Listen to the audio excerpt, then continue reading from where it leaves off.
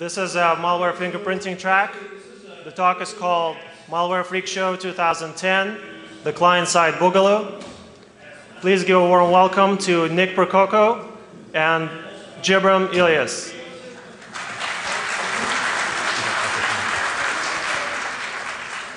Okay, so welcome to Malware Freak Show.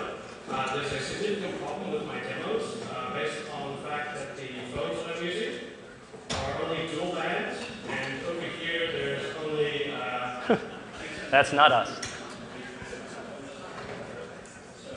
Okay, so let's kick things off. So this is Malware Freak Show 2010. Feedback going on here. So jump in here to the introduction. So this is really a high-level agenda. And basically, we're going to spend a lot of time this year in the sample analysis section. So I have some background things to go over with you guys, but then we're going to really spend a lot of time, just about 30 minutes of this presentation, showing live demos of the malware that we obtained in the wild over the last year. So a little bit about us. I'm Nick Percoco. I'm Senior Vice President and Head of Spider Labs at TrustWave. About 15 years InfoSec experience. I built and still lead the Spider Labs team at TrustWave. And my interests are targeted malware, attack prevention, mobile devices, really from the business and social impact of how those things impact our lives. And I'm Jibran llyas. I am a security consultant at TrustWave. I do forensics. Also have about 8 years experience in InfoSec. I recently got my master's from Northwestern University in Chicago. Also, my interests are anti-forensics, artifact analysis, real-time defense, and praying to the demagogues, as we have about 4 demos here, and I request you all to pray that our demos work here. Okay, so a little bit of introduction. So over the last year, so from 12 months ago till now, we did a lot of investigations, over 200 incident investigations across 24 different countries. We had hundreds of different samples to pick from, and so we tried to pick classes of samples that we thought were very interesting, but also sort of targeted some of the very commonalities that we see when we're doing investigations. So we tried to pick the most interesting ones for you. So we have some new targets this year. So we have a sports bar in Miami, an online adult toy store, an international VoIP provider, and a U.S. defense contractor were the 4 targets that we're including in our analysis. And then really, basically here, it's the developers were very, very busy over the last year. So if anybody who saw our Malware Freak Show at DEF CON last year, some of the samples we're using, the classes are very similar to what we showed last year, but the advances were actually rather dramatic in what they did over the last 12 months in their development. So we were talking, or maybe they saw our Freak Show last year and actually decided to improve their applications or improve their malware over the last year. So what is a malware freak show? So really, the bottom line question there. So in order to get to that question, really talk about the environments that we're seeing in these investigations have extremely valuable data, and so we'll talk about what that data is and why they're being targeted. The whole smash and grab technique. If you crank the clock back 3-4 years ago, we would often see people breaking into an environment. They'd steal a database or they'd steal a file and then they leave, and they would never come back again. They would just literally take it and run. It's sort of like when you throw a chair through a window at a TV store and then you take all the TVs and you run down the street with them. We don't see that anymore. People are sticking around for a very long period of time. An average over the last year, we saw an average of 156 days were the amount of time that people were actually in environments and sticking around, learning about the environment, writing custom malware to take data out of that environment. So that's important to note. Basically, with that time comes exploration. So imagine if anybody here had 156 days in an online adult toy store. If you had that much time to sit within that system, you can mine a lot of information out of that about customers, about things that they're doing as far as what people are buying, and the credit card information that's there as well.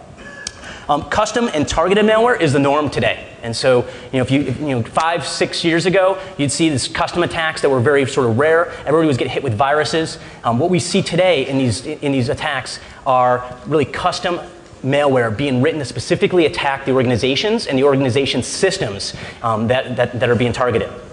And the real benefit here of doing the Malware Freak Show is for you guys to learn. It's for us to learn as well when we do the analysis, but really learn about ways to alert to these problems, detect these problems, and then defend against these problems as well. So before we jump into the sample analysis, we thought it was important to really talk about the anatomy of a successful malware attack. So we're taking this from really the mind of an attacker. So if pretend that you're the attacker and you want to actually target an organization and pull off a successful attack. We looked at our cases over the last year and said, what were some of the characteristics that they had that made them very successful? And so we put these steps here. We're going to walk through in a little bit of detail in each of these steps. So first is identifying the target. And we know that there's targets all over the world, right? They have, there's confidential information, there's personal identifiable information, there's proprietary or intellectual property that people are trying to steal. But really it's all about money. And so in our caseload, we saw a great deal of credit card breaches. And so if you're thinking about if you're an attacker and you want to pull off something and you want it to be successful, you want to go after something that's going to turn into money quickly for you.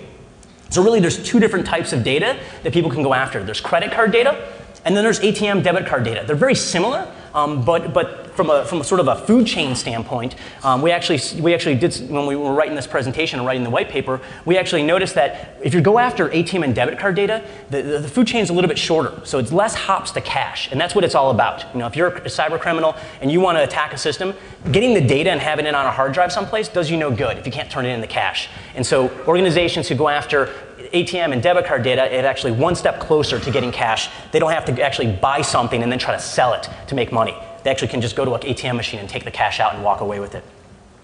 So that's identifying the target. So if you're writing malware, you're going to pick some place where that data exists.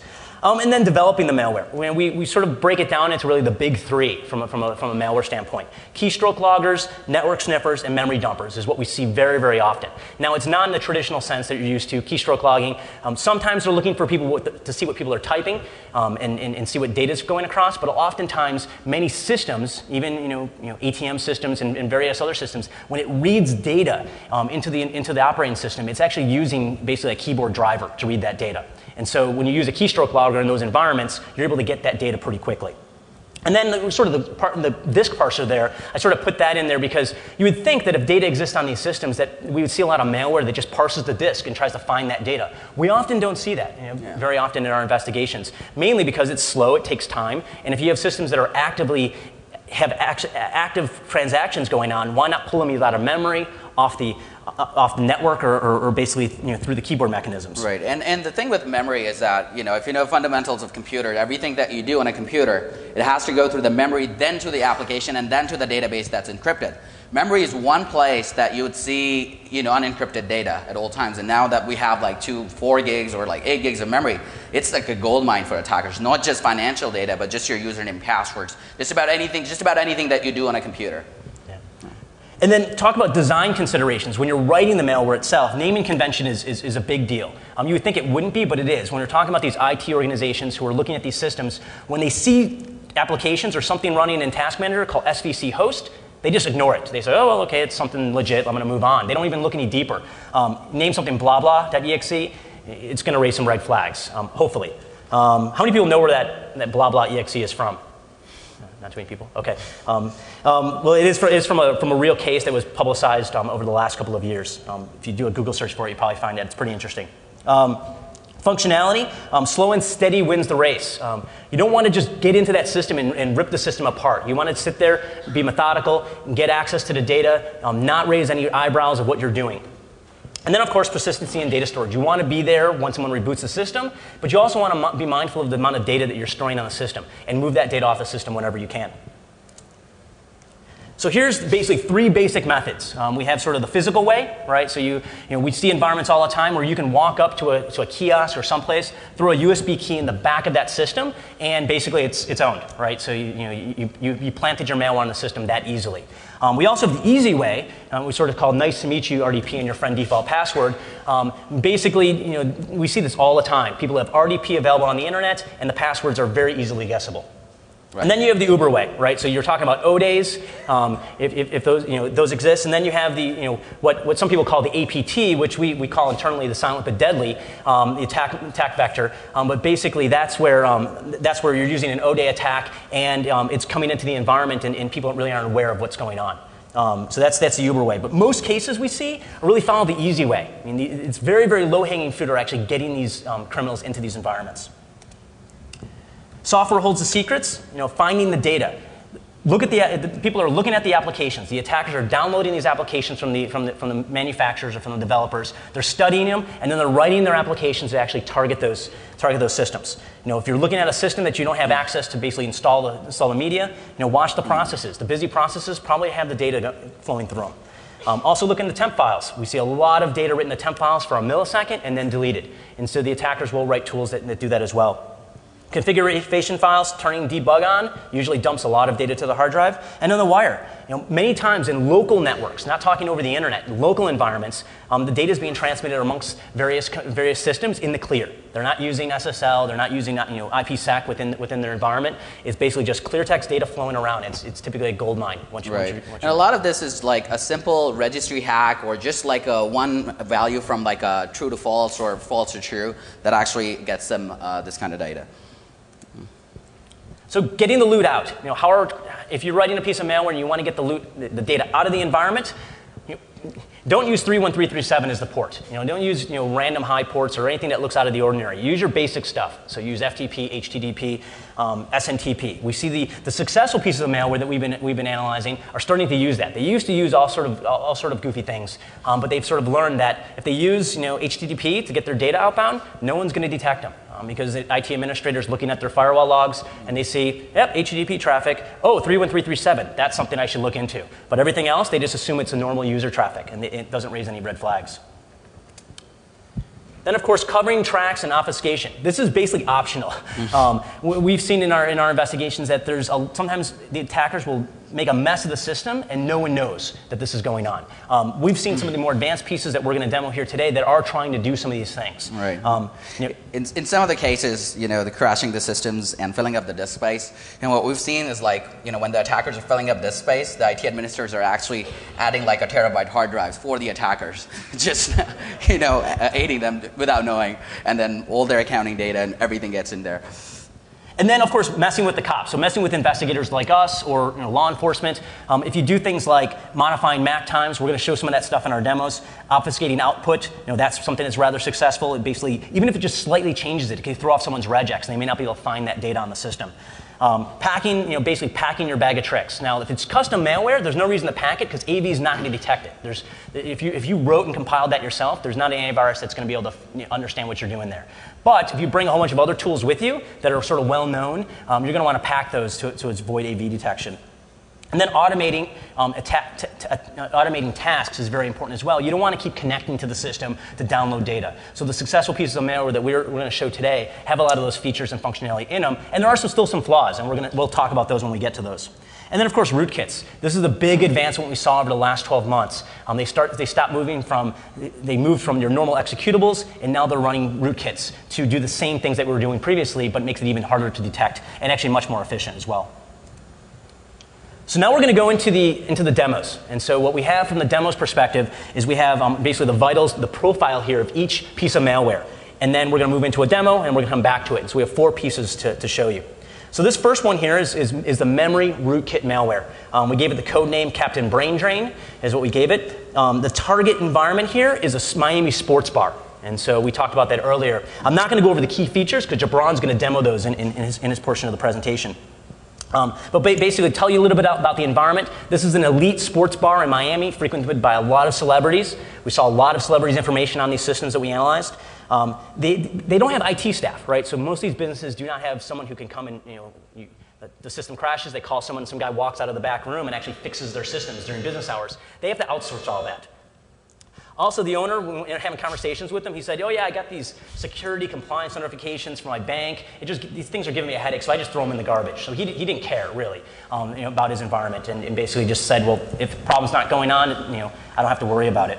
And then the other side effect, and we have a lot of side effects from investigations, is basically the point of sale system was also the DVR within the environment. So if you ever wondered what's going on in a Miami sports bar after hours, we know now. And interestingly enough, if you do visit a bar that has a nice, flat, sturdy bar with it, your fry falls off your plate, the 5-second rule does not apply in these environments. So it's demo time. So Jibran's going to jump into the demo of the memory rootkit malware. Okay, this is the time that we pray that all of these work. So this is going to be the memory dumper malware, as Nick talked about. Now the key features again for this malware is that it installs in the kernel as a rootkit. So as far as detection goes, its detection is pretty hard because once things are running in the rootkit or in the kernel, it gets pretty hard for regular IT administrators to kind of detect it.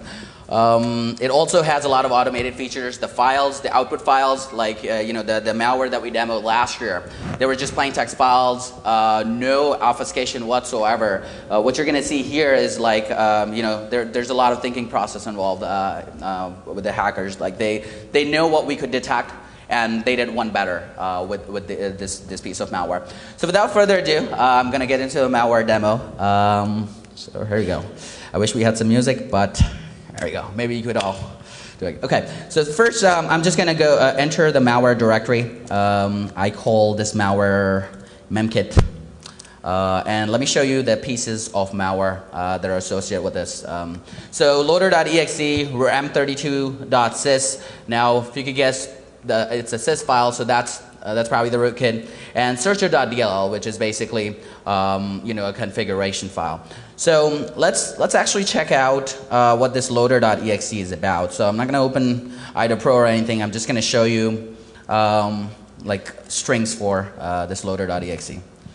So what you see here is loader.exe's options. So the usage, as you can see, the I option is to install the system driver, and that's actually the rootkit.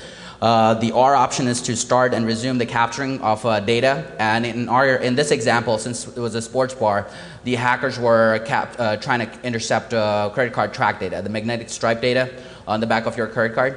And we all know that you can make counterfeit credit cards with that and get a lot of money. So it has this stop feature as well, and it kindly enough they have an uninstall feature as well. So those are the key things from this, and also it installs as a service. Okay, so let's just go ahead and install this rootkit. So notice, just with the loader.exe option, it installs a RAM sys32 driver in the kernel. And then we're just gonna start it. Okay, so it's starting to capture the track data. So what I know about this malware is that it stores its information in a file in the Windows folder. It's like a window variable. So we're just gonna see if we see the file here. So today is not 6/14, so there's no file here. So what we're gonna have to do is, any guesses? Show hidden files, you got it. Okay, that's what I'm gonna do. Hit apply and try to see it now. So I'm gonna sort this by date modified again and see if we see anything. We still don't see it. Any more guesses? So we're gonna go to the folder options again, and so there's this other option here to not hide the protected operating system files. So as you can see, these settings are not turned on by default. We have to actually uncheck these boxes to actually see the data. So it gives us a warning, but I can promise you we're safe. So here we go. So now we see a weird looking file here, right? With random digits, and it says it's a system file. It's hidden and it's a system file, so that's why we don't see it with the Windows Explorer. So I'm just going to load it up with the TextPad just to kind of see what data is there. So why is there no data in it? It's meant to capture track data, right? The reason is that no track data has gone into the memory. So when the track data is processed, when someone swipes a credit card at a bar and it goes to the back of house server and the memory picks it up for the back of house server, that's when this file gets updated, because it's the rootkit that's installed is meant to search for track data. Okay, so what we're going to do is actually process some track data and then come back to this file. So I'm going to go to my pending payments folder. So what I'm going to show you now, these are basically check files, and these are, like Nick mentioned, these files are placed on the system for a millisecond, or they just run in memory. But I'm just showing you to kind of show you how this looks like. So check 1, check 2. And this is how track 1 and track 2 data looks like. So we're basically going to go through all these different formats of files, and we're going to see if our memory kind of picks up on it. And this is like the master file. So I'm just going to say, OK, I'm processing these payments. So sure enough, malware, when you do a write operation to an operating system, the data goes in the memory, right? So now we're going to go back to this file, and as you can see, that TextPad is warning us that, hey, some other application updated this file. So any guesses what we're going to see in this file? The whole check, just track. All right, so let's just go ahead and see it. So remember, we just saw like a bunch of temporary check files from different point of sale systems. All the malware did was it just took the track data out of it. And there's one really cool feature of this malware is that it has some sort of DLP protection. So a lot of the more secure environments have DLP software, and they search on track data patterns. So the track 1 data has this this character, the caret, right?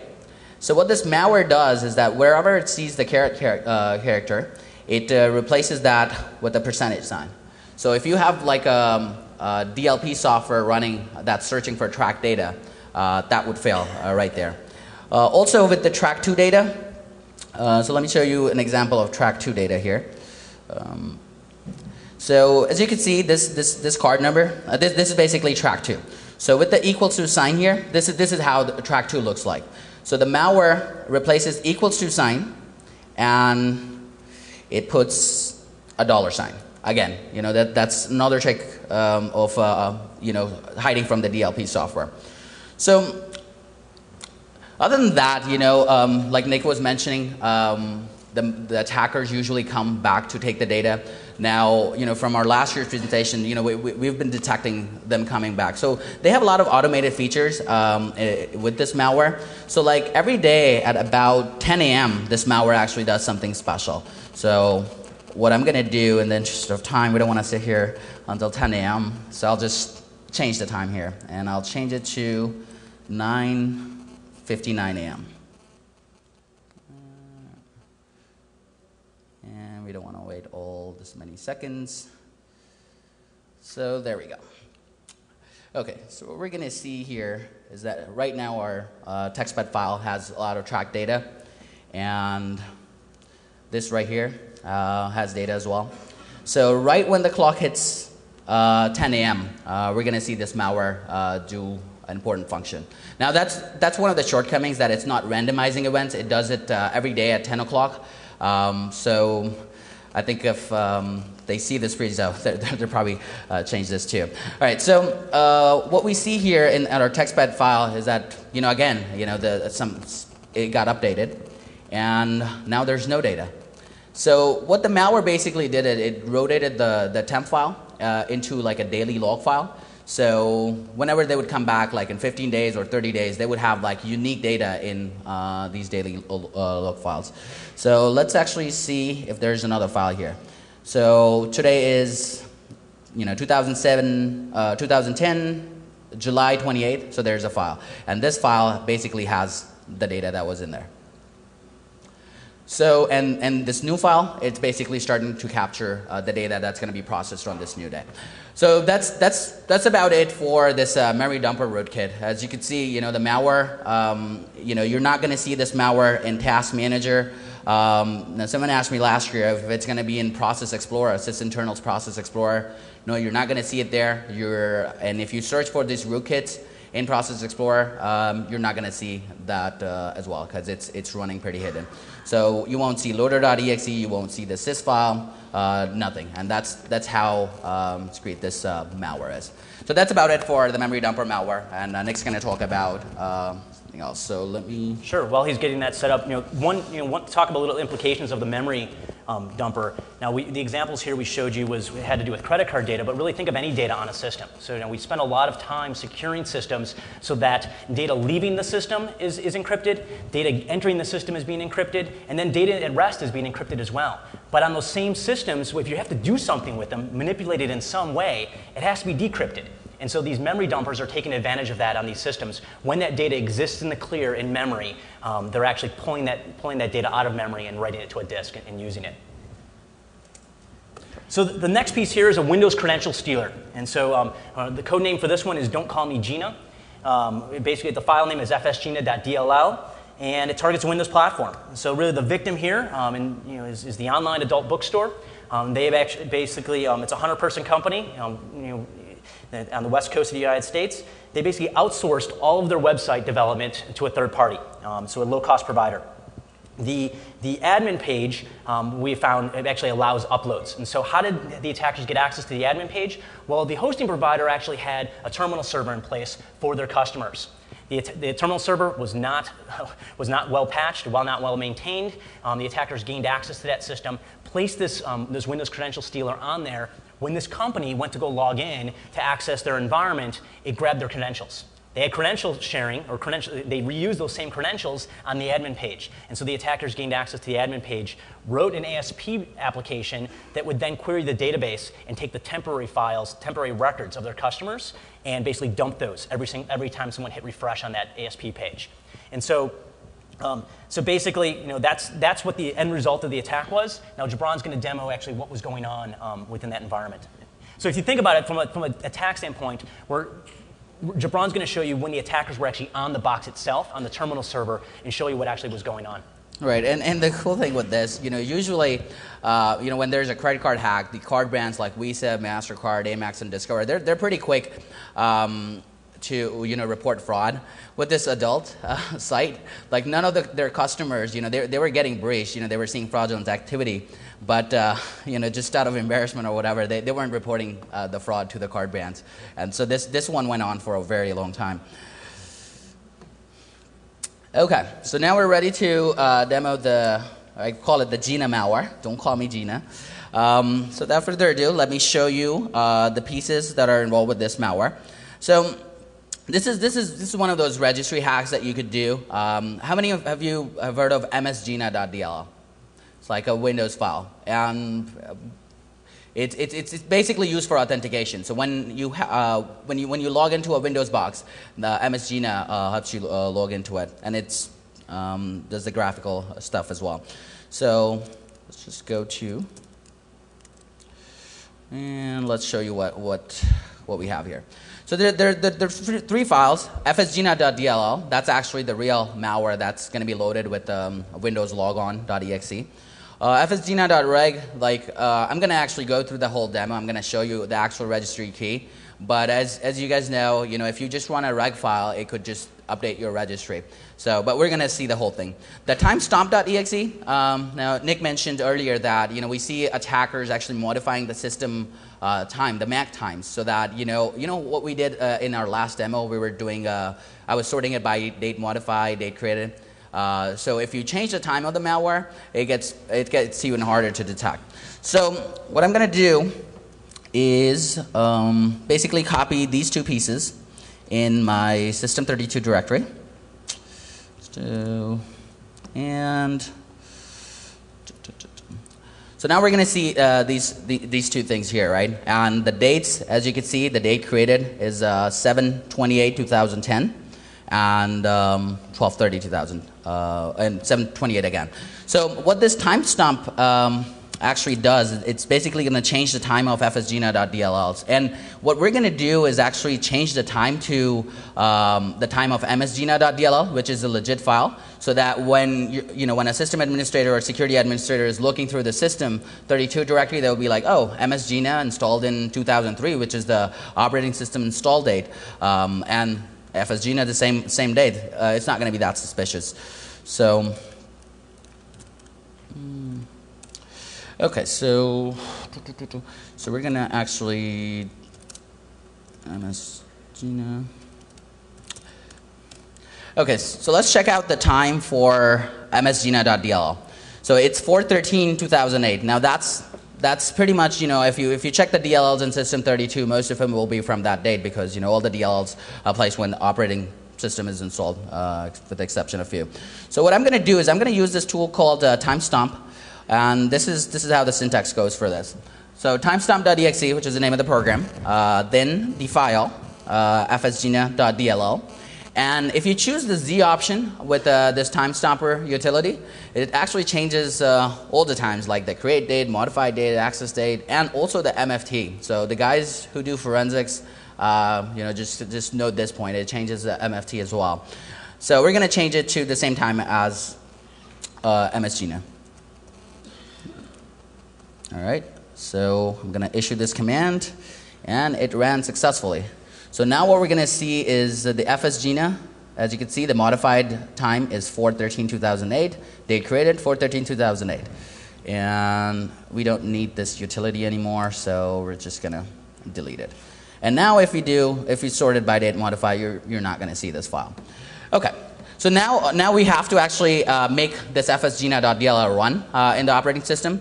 And the way to do it is there's a quick registry hack. And you go to you go to HE local machine, software, then Microsoft. And then rather than going to the Windows folder, there's a Windows NT folder in the registry. That's the folder that you need to modify in current version, winlogon. And what you do here is basically add a new string value and call it Gina DLL. And the value, we are gonna basically do this, fsgina. So the winlogon.exe is the process that actually loads the MSGina, the normal one. And so what we're trying to do is we're trying to go to winlogon and say, hey, you know what, you're going to load MSGina. While you're at it, might as well load my malware too. So this FSGina is going to be loaded with winlogon. So as you can see, we added a string value, Gina DLL, and the path is for our fsgina.dll. Now, I can't just log off and come back to it to see that it worked. Since winlogon.exe is running in the operating system, and any attempts to end the task will have me reboot. So I'm just going to be nice and reboot the system anyway. Now, this was one malware that gave us a lot of blue screens. So I think this is our test. So we're going to restart the system so that winlogon.exe actually starts again, and this time, hopefully we'll have, rather than MSGina, loading MSGina only, it will load FSGina as well.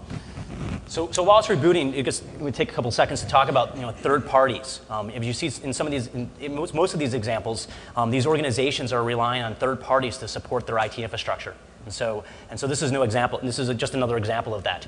They're hosted someplace, or they have people who are supporting them in-house. And we're time and time again, we see those third parties, whether it's a hosting provider or an IT support company, really falling down on the job from a security standpoint. They don't really see security as their responsibility, and so they don't pay attention to any of those things. This is basically not even an exception here. This is basically one of the norms, where you see a device that's basically used for remote access and just basically is unkept and is then compromised by an attacker. Right, and if there's one thing as a security administrator or a consultant or an IT person, if you got one thing is like remote desktop running on port 3389 is a recipe for disaster.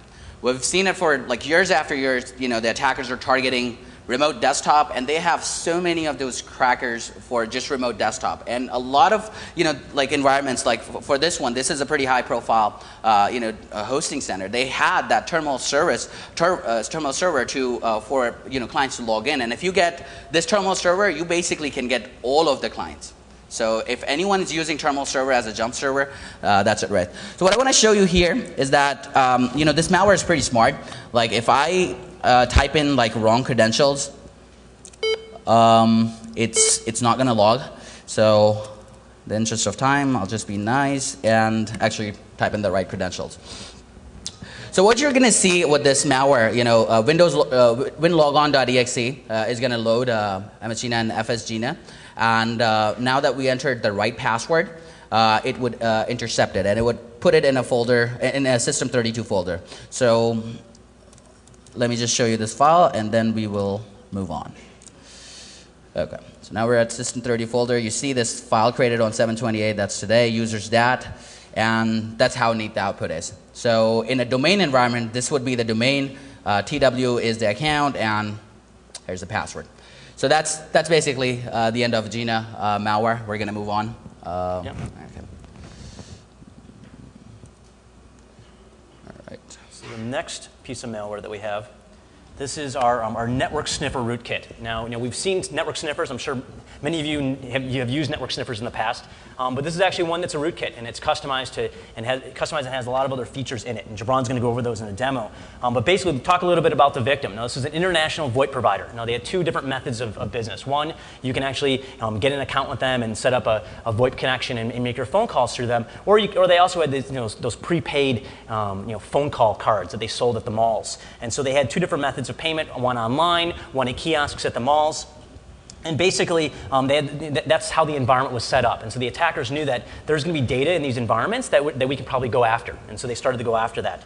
One thing to note, talking about hosting providers, when we did this investigation, we actually went to the data center, went to go find a data center. You check out their webpage, it looks really nice. We talked to VoIP provider, and they say, yeah, we found their information on the back of a tech magazine. It looked like it was a legitimate company. The website looks really flashy and nice. You look at the tour our data center. It has all these nice racks and flashing lights, and you have Billy the tech that's smiling and hooking up some cables. And when we actually showed up at the real location of the data center, it was actually a barn in the middle of nowhere. And to our surprise, actually, we show up at the data center, and the barn has the doors unlocked. It's not locked. There's a house next to it, and cats start to come out of the barn towards us as we're walking up. And so the data center itself actually was home to about 20 farm cats, as well as a whole bunch of racks of servers that were there. And actually, personally, we were actually talking. We didn't really know what the cats were doing there at that point in time. And actually, just last week, I was watching television with my son, and the preview for Cats vs. Dogs 3D came on. And then I had a revelation that the cats were actually running the data center for this organization. I believe it, there were far more cats than actual people. And then the piece here is that the payment switch itself that they were using to process all these kiosk transactions was actually not only hosted at a hosting center, but it was also supported by another third party with that system in the environment. And so Jibran's going to go through the network sniffer rootkit with you. All right, so the new Spider Labs wallpaper means that we got a new malware, so we're good here. Okay, so let me show you the pieces of this malware. So I'm going to go to my sniffer directory, actually. Malware freak show, sniffer. There you go. Okay, so let's see what we got here. So again, we have a sys file. Sys file, that's kind of like a hider.sys. We don't have to do much guessing here. Hider, it's hiding all these processes. What I want to show you real quick is basically the strings for system32.dll. So basically, this is the config file for the malware. And as you can see, there is this log name, which is in Windows directory.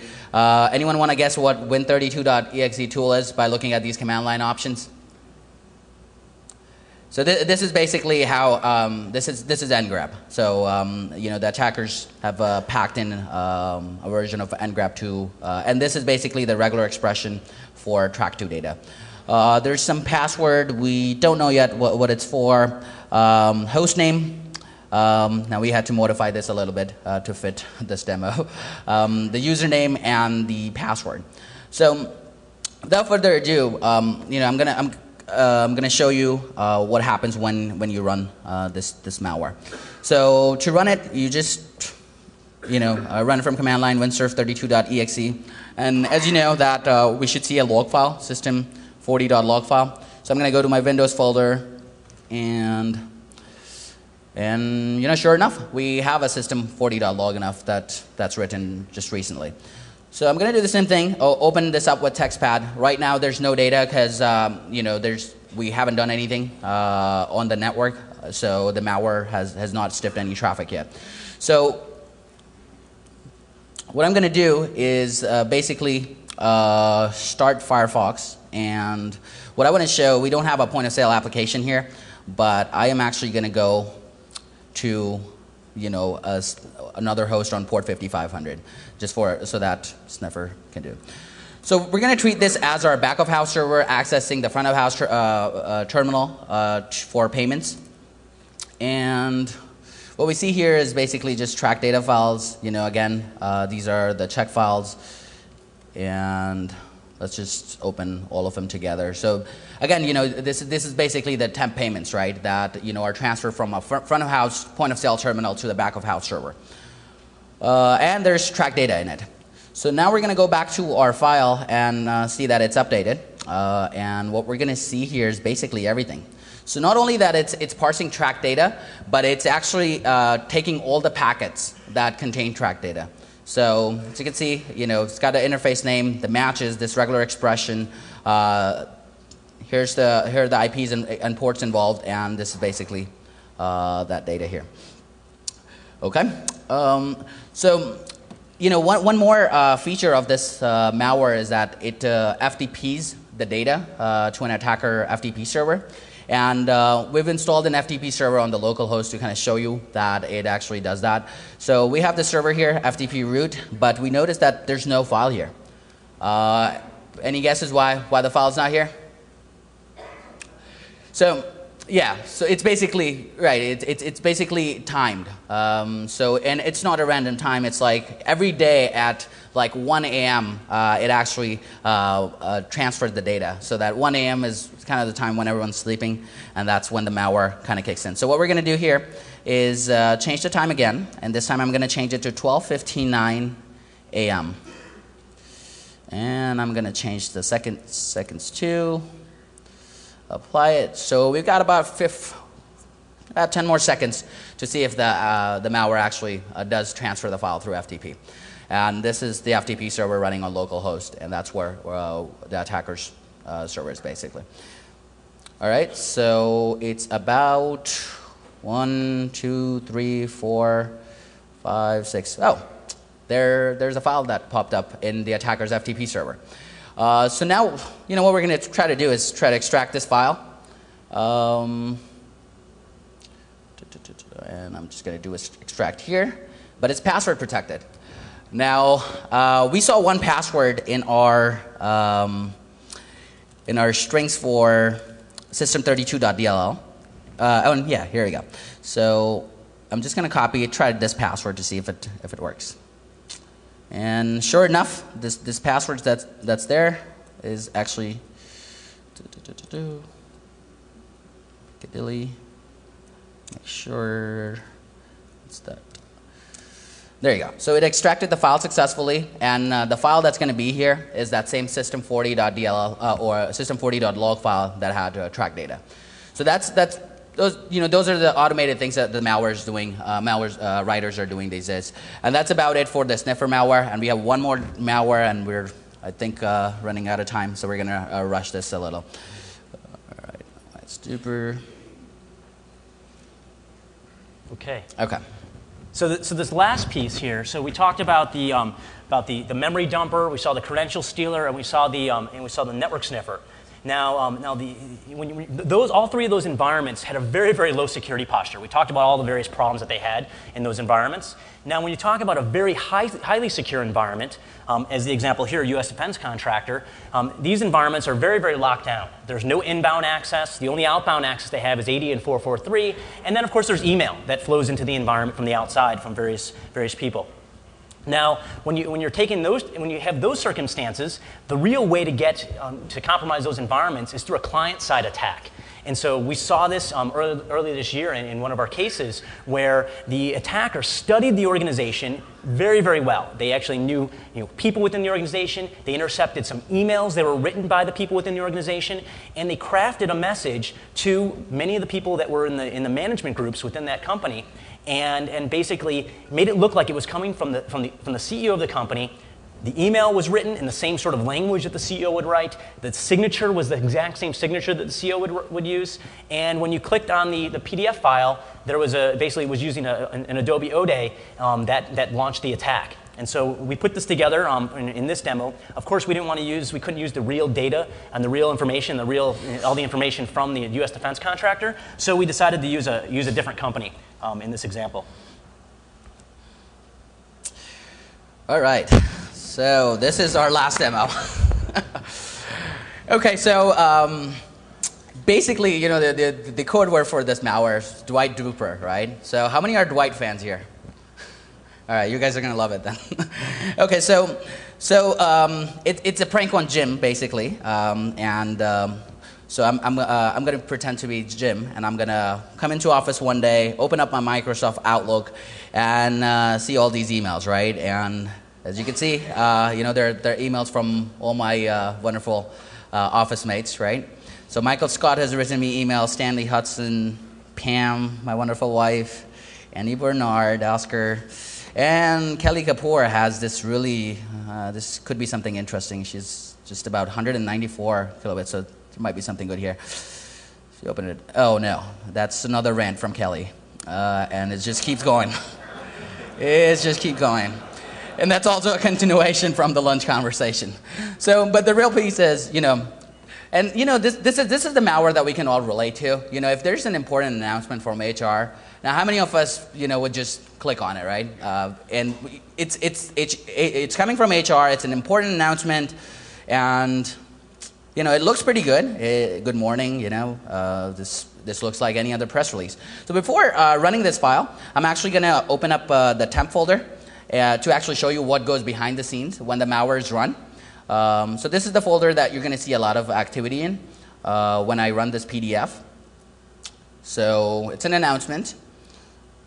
So notice that the PDF actually closes for like a split second, and then it opens up, and it's a different PDF. The name of the file changed. But to like a regular user, it won't be that visible. So it's basically an announcement that Dwight Schrute is finally awarded the position of Assistant Regional Manager. And it didn't go to Jim. So what we're going to see in this temp folder is basically all our files now. This 1.exe, evil update, goldmine. Now let's see what goldmine, what this folder has. These are basically all of Jim's documents. And not just Jim's critical documents, but Firefox passwords, IE passwords, Dwight prank logs. So sales pitch, passwords, Pam's emails. So just about basically what this is basically whatever is in my documents folder, this malware is taking it and then actually routing this file and FTPing out, as we said, that it FTPs out on port 443. And this is our FTP server here. So this is how they transfer the data. And as you notice, like, we didn't see anything. We didn't see a command prompt popping up. We basically, and we wouldn't have temp folder opened up, right? So you double click on the PDF file. You actually get to see the PDF announcement. You actually get to see the data. So you're thinking everything is normal. But behind the scenes, not only that it's stealing your files, it's actually FTPing on port 443. So that's about it for this Dwight's duper malware, and now we're going to go to conclusions. So as you can see, from all these malware demos, that customization is the key. If you're going to go hack someone, you're not just going to take a malware, perfect keylogger or just like a normal keylogger. You're just going to actually customize it, and one size doesn't fit all the environments. As Nick mentioned earlier, slow and steady wins the race. They're not in for quick and dirty hacks. They want to stay, since they're not taking the data from the database. The key thing for the attackers is to maintain persistency. And to maintain persistency, you have to actually plan a lot. And since the data is stolen in transit, you need to be in the system running.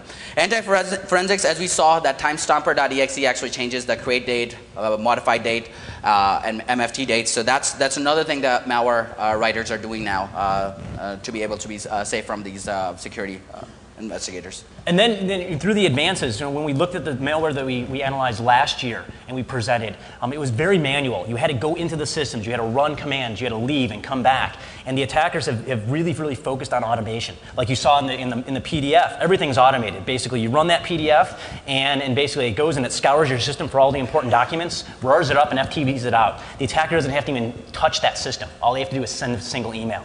We're seeing that the evolution of that really start to increase. And then, of course, not slowing down. I mean, we're seeing these attacks continuously, and they're not slowing down anytime soon. And they're constantly developing these pieces of malware. It seems like every single case that we go into, and we see the same named malware even, or something similar, it's another version. They made an advancement, they've added a new feature, and they've extended the threat of that malware.